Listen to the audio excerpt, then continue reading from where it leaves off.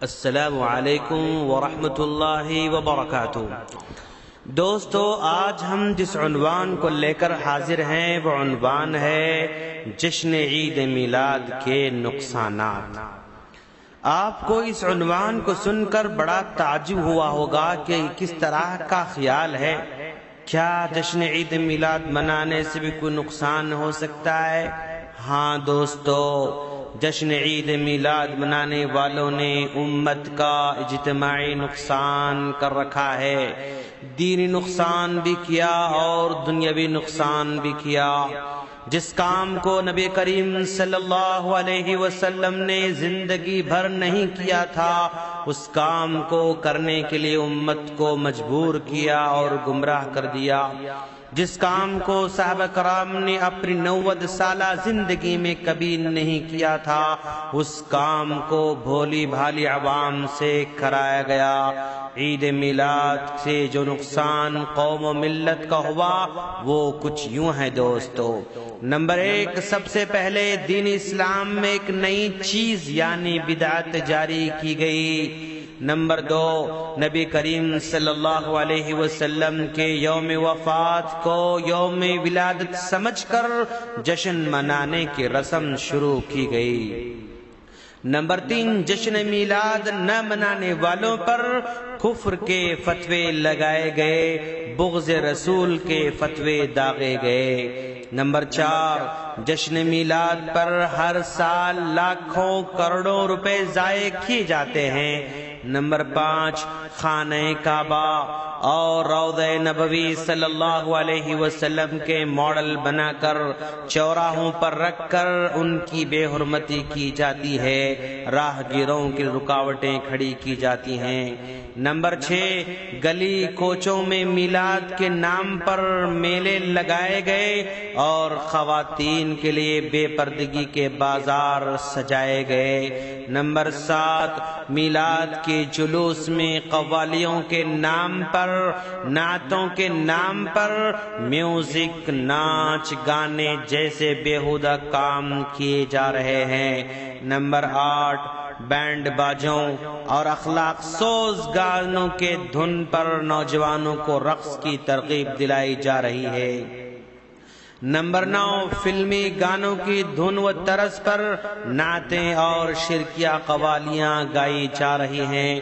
Number 10، ملحد و بے دین فنکاروں اور اداکاروں کی خدمات بھی حاصل کی جا رہی ہیں۔ نمبر 11، میلاد کی رات قمقمے روشن کر کے بلا ضرورت لائٹنگ کی جا رہی ہے۔ دوستو، عید میلاد منانے والوں سے ہم کچھ سوالات کرنا چاہتے ہیں۔ اگر کوئی آدمی سنجیدگی سے ان سوالات پر غور کرے گا تو پھر انشاءاللہ کبھی وہ اس طرح کی بیہودہ حرکتیں نہیں کرے گا۔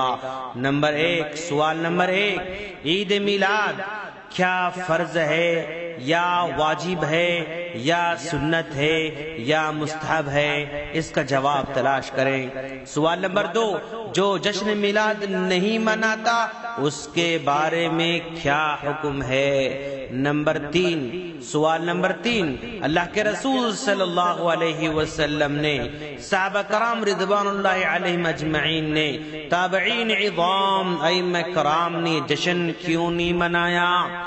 کیا ضرورت نہ سمجھی گئی یا منانے میں کوئی رکاوٹیں تھیں یا سستی اور لاپرواہی کی وجہ سے نہیں کیا گیا یا خلاف شریعت سمجھ کر نہیں منایا گیا یا ان کو علم ہی نہیں تھا یا ان کو ترغیب نہیں دلائی گئی یا نعوذ باللہ ان کے دل حب رسول سے خالی تھے؟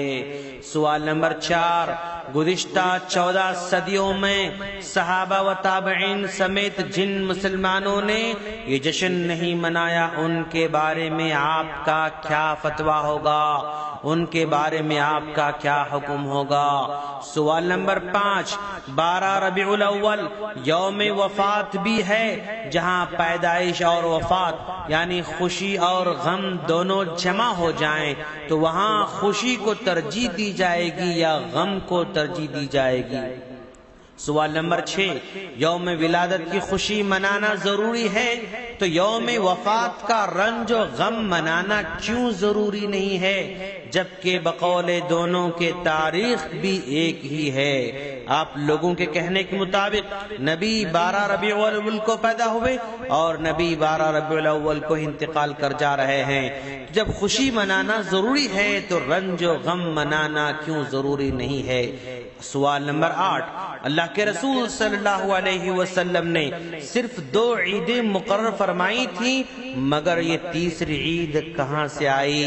سوال نمبر 9، اگر یہ عید ہے تو اس دن اللہ کے رسول صلی اللہ علیہ وسلم روزہ کیوں رکھتے تھے؟